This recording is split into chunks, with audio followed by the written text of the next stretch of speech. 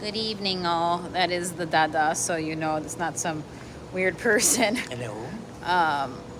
What I wanted to say in the spirit of Charlie is that there's going to be certain people that certainly are not reachable. For example, the nice young fella that unfortunately took the life of Irina on the transit system is not a young fella that is reachable.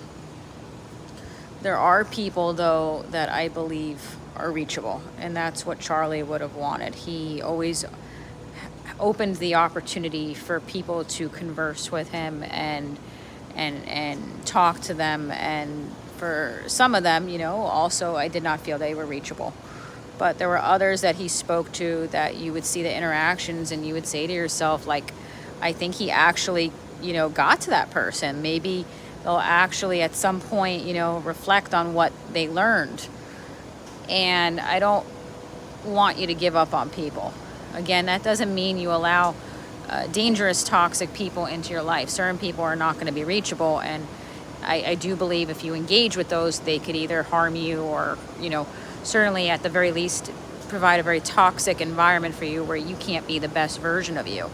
But some people are going to be reachable. Some people are just very young or very naive or scared, or they've been manipulated. And I've encountered a few of those in the last couple days. When they first learned about Charlie's death, I heard someone say something like, can we be talking about this? Like, oh my God, is this like political? And I don't think they meant it over the last, what I would say is that I think that they realized the error of their words. I'm not going to get into it more than that, but there are some people that have a lot of growth to do, and I don't want to give up on those people.